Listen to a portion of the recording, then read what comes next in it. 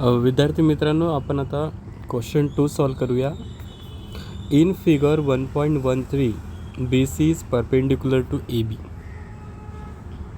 BC is perpendicular to AB. मित्रांनो, याचा अर्थ असा आहे की BC आणि ABमध्ये 90 डिग्री आहे. तर तुम्ही बघू शकता की BC हे बघा, BC आणि ABमध्ये 90 डिग्रीचा अँगल आहे. Correct. Then AD and AB perpendicular आहे. तर हा AD आणि AB यामध्ये पण 90 डिग्री आहे.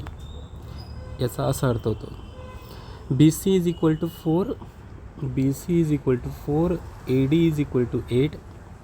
Then find area of triangle ABC upon area of triangle ADB.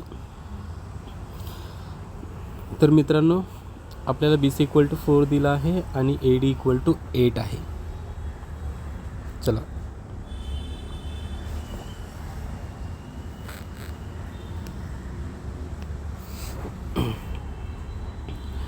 सगळ्यात आधी आपण गिव्हन डेटा लिहूया.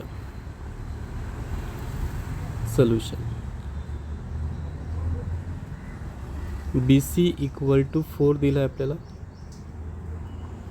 त्यानंतर AD इज इक्वल टू 8 आहे. आपल्याला एरिया ऑफ ट्रायंगल ABC आणि एरिया ऑफ ट्रायंगल ADB यांचा रेशो काढायचा आहे. मित्रांनो, हे दोन्ही ट्रायंगल बघा, ABC ही जी डायग्राम 1.13 दिली आहे, तर मी या डायग्रामवरून दोन्ही ट्रायंगल सेपरेट ड्रॉ करतो. तर हा पहिला ट्रायंगल आहे ABC आणि मित्रांनो इथं 90 डिग्री दिलेला आहे, बरोबर. आणि दुसरा ट्रायंगल आहे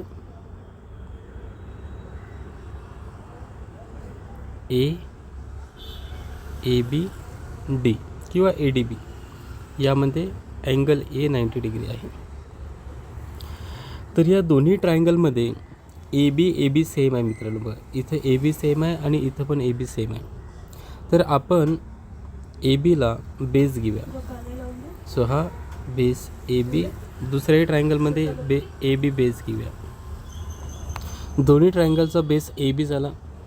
तर आपण आता असं लिहिणार की दोन्ही ट्रायंगलचा बेस AB आहे. So triangle ABC and triangle ADB have same base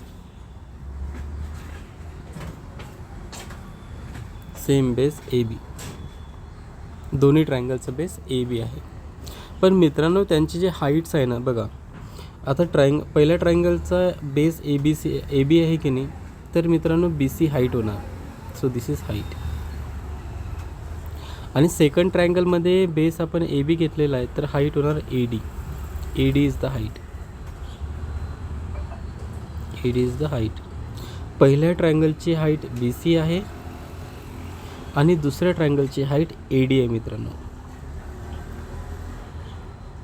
परत तुम्हाला सांगतो बघा, पहिल्या ट्रायंगलची हाईट BC आहे आणि दुसऱ्या ट्रायंगलची हाईट AD आहे. आणि BC आणि AD ह्या वेगवेगळ्या हाईट्स आहे. So triangle ABC and triangle ADB have different heights. त्यांच्या हाईट्स वेगळ्या आहे मित्रांनो. बेस इक्वल आहेत पण हाईट वेगवेगळे आहे. तर आपल्याला माहिती आहे की जर बेसेस इक्वल असतील आणि हाईट वेगवेगळ्या असतील, so ratio of areas, so we know that ratio of areas of triangles with equal bases is equal to ratio of corresponding ratio of corresponding heights. चला तर आपण आता इथं रेशो घेऊया. So area of triangle ABC upon area of triangle ADB is equal to.